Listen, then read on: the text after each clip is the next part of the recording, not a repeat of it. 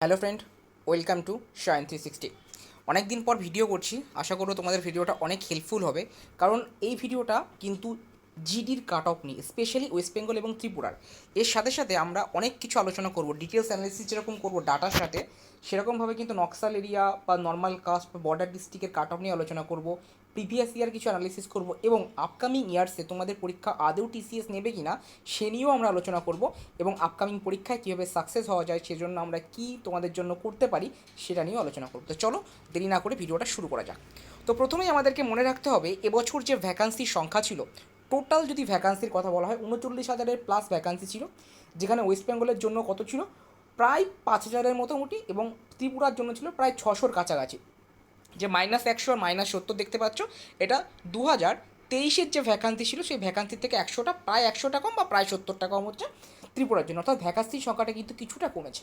ঠিক আছে, তাহলে কি কাট অফ বাড়বে, এটাই কিন্তু এখন অনেকের প্রশ্ন। দেখো, কাট অফ কিন্তু ডিপেন্ড শুধুমাত্র ভ্যাকান্সির উপর করে না, তার সাথে সাথে অনেকগুলি ক্রাইটেরিয়া কিন্তু ডিপেন্ড করে যায়, সেগুলো নিয়ে আমরা বলবো। তার আগে তোমাদের একটা ডাটা তোমাদেরকে দেখিয়ে দিই, সেটা হচ্ছে অ্যাপ্লাই। যখন টোটাল 2022-এর কথা যদি ধরা হয়, টোটাল সিটের সংখ্যা ছিল 50,187, যেখানে অ্যাপ্লাই করেছিল হচ্ছে 54,15,938 জন।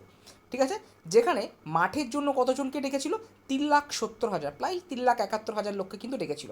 24-এর ক্ষেত্রে যদি সেই ডাটাকেই আমরা দেখা যায়, তাহলে প্রায় 46,000-এর মতো পোস্ট ছিল, যেখানে ডেকেছিল হচ্ছে 3.5 লক্ষর কাছাকাছি। সেই ডাটাকেই যদি আমরা অ্যানালাইসিস করে 2025-এ আসি, তাহলে কিন্তু টোটাল ভ্যাকান্সির সংখ্যা যেটা বলছিলাম যে 39,000-এর একটু ওপরে, মানে 39,481, মোটামুটিভাবে কিন্তু 3 লাখ স্টুডেন্টকে কিন্তু এবার কিন্তু ডাকা হবে। কিসের জন্য? পিইটির জন্য। অর্থাৎ তোমরা জানো যে জিডিতে শুধুমাত্র একটা কাট অফ নয়, বেশ কতগুলো কাট অফ কিন্তু আসে। পিইটির জন্য একটা কাট অফ আসে, মেডিকেলের জন্য আসে, ম্যারিটের জন্য আসে, অনেকগুলো কাট অফ কিন্তু আসে। ঠিক আছে, তো সেটাকে আমাদের অ্যানালিসিস করতে হবে।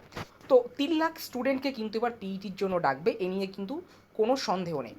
এবার আমাদেরকে যেটা দেখবো যে আমরা আপকামিং স্ট্র্যাটেজি কী রাখবো, মানে আপকামিং তো এবছর আবার ভ্যাকান্সি আসছে মোটামুটিভাবে। এই বছরের যে ভ্যাকান্সিটা আসবে সেটাও কিন্তু একটা যথেষ্ট ভালো রকম ভ্যাকান্সি আসবে, সম্ভবত সেপ্টেম্বর অক্টোবরের দিকে ভ্যাকান্সি আসছে, সম্ভবত, আমার ঠিক মনে নেই। তো যাই হোক হবে। তো তার জন্য আমাদের স্ট্র্যাটেজি কিন্তু এখন থেকে ফলো আপ করতে হবে। এখন থেকে যদি ফলো আপ না করি তাহলে কিন্তু আমরা আলটিমেটলি কিন্তু মানে ক্র্যাক করতে পারবো না। কারণ কারণ তোমরা কিন্তু দেখছো ভ্যাকান্সির সংখ্যা দিনের পর দিন কমছে, কাট অফ কিন্তু দিনের পর দিন বাড়তেই রয়েছে। তো তোমরা যদি চাও, অবশ্যই আমরা প্রত্যেক দিন ভিডিও আনবো প্রিভিয়াস ইয়ার বেস্টের উপর করে, এবং তার সাথে সাথে কিছু এক্সপেক্টেড কোশ্চেন তোমরা যদি চাও অবশ্যই কমেন্ট বক্সে হ্যাঁ লিখো। চলো, এবার সব থেকে গুরুত্বপূর্ণ যেটা, যে এসএসসির যে পরীক্ষা সেটা কি টিসিএস নেবে কি না। দেখো, টিসিএসের কেসটা কিছুদিন আগে বেশ কিছু টিচার্সরা কিন্তু গেছিলো এসএসসি ভবন, এবং সেখান থেকে কিন্তু একটা কথা এসএসসি চেয়ারম্যান থেকে জানানো হয়েছে যে টিসিএস যেভাবে প্রশ্নের লেভেলটাকে, মানে একটা উল্টোপাল্টা লেভেল তৈরি করছে, তার সাথে প্রচুর প্রশ্ন ভুল রয়েছে। সেই জায়গায় দাঁড়িয়ে কিন্তু এসএসসি চেয়ারম্যান জানিয়েছিল যে হয়তো এবছর থেকে টিসিএসের কাজকে আর কিন্তু টেন্ডার দেওয়া হবে না, কিন্তু কোনো প্রকার কিন্তু লিখিত কিছু দেওয়া হয়নি, জাস্ট বলা হয়েছিল, মানে মৌখিকভাবে বলা হয়েছে। তো সেখান থেকে কিন্তু দাঁড় করিয়ে আমরা বলতে পারি না টিসিএস পরীক্ষা নেবে বা নেবে না। সুতরাং তার রিটেন ফর্ম কিন্তু কিছুদিনের মধ্যে চলে যাবে, কিছুদিনের মধ্যে কিন্তু সিজিএলের ভ্যাকান্সি আসছে।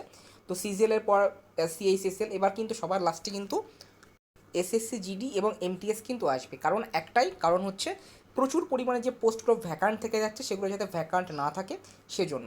ঠিক আছে, তো এর কথা কিন্তু বলা যেতে পারে না যে টিসিএস পরীক্ষা নেবে কি নেবে না। তো আমাদের কিন্তু প্রিভিয়াস এর উপর এখনও বেস করতে হবে, কারণ তোমরা জানো যে প্রিভিয়াস এর কোশ্চেন কিন্তু এসএসসি সেম প্যাটার্ন ফলো করে। তো এবার আমরা চলে আসবো কাট অফে। দেখো, প্রথমে আমরা ত্রিপুরার কাট অফটা দেখে নেব। দেখো, ত্রিপুরার ক্ষেত্রে কাট অফটা যেটা থাকবে সেটা তোমরা দেখতে পাচ্ছ, বর্ডার ডিস্ট্রিক্টে, অ্যাকচুয়ালি বর্ডার ডিস্ট্রিক্ট না, এটা জেনারেলের মধ্যে পড়বে, সরি, এটা জেনারেল এরিয়ার মধ্যে পড়ে যাবে। ঠিক আছে, তো জেনারেলের মধ্যে ইবরের ক্ষেত্রে 68 তোমরা ধরতে পারো, ওবিসির ক্ষেত্রে 98, এসসির ক্ষেত্রে 60, এসটির ক্ষেত্রে 55, এবং ইডব্লিউএসের ক্ষেত্রে কিন্তু 50 মোটামুটি কাট অফ থাকবে। কিসের জন্য? এটা কিন্তু পিইটির জন্য কাট অফের কথা বলা হচ্ছে। ঠিক আছে, পিইটির জন্য কিন্তু কাট অফের কথা বলা হচ্ছে। আরও একটা ইনফরমেশন তোমাদেরকে দিয়ে দিই, সম্ভবত এবছরই প্রথমবার পিইটিতে কিন্তু মেশিন ইউজ করা হবে।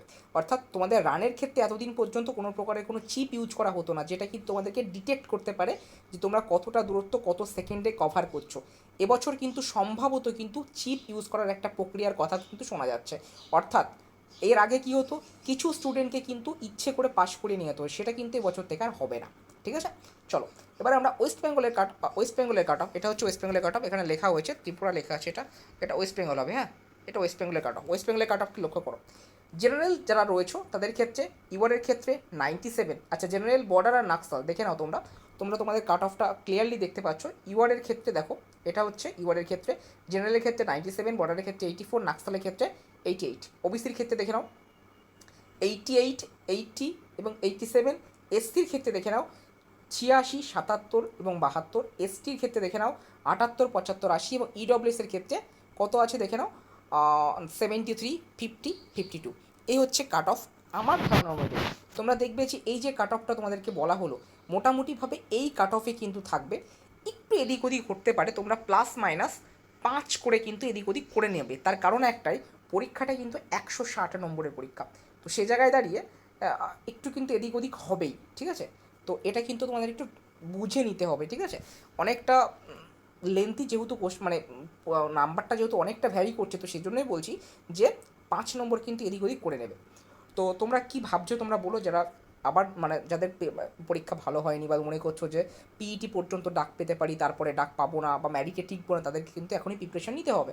আদারওয়াইজ কিন্তু কাট অফ ক্লিয়ার করা সম্ভব নয়। কারণ তোমরা বুঝে গেছো দিনের পর দিন ভ্যাকান্সি কমতেই রয়েছে। দেখো এখানে যদি ভ্যাকান্সি টেবিলে লক্ষ্য করো, 50,000 থেকে 46,000, 46,000 থেকে দেখো 39,000 চলে এসছে। কিন্তু ফর্ম ফ্ল্যাপের সংখ্যা যদি দেখো, এবছর কমে গেছিলো 24-এ, কিন্তু এখানে দেখো আবার বেড়ে গেছে 52 লাখের কাছাকাছি ফর্ম ফ্ল্যাপ। তো এইগুলো কিন্তু বুঝতে হবে, ঠিক আছে? তো চলো দেখা হবে পরবর্তী ভিডিওতে।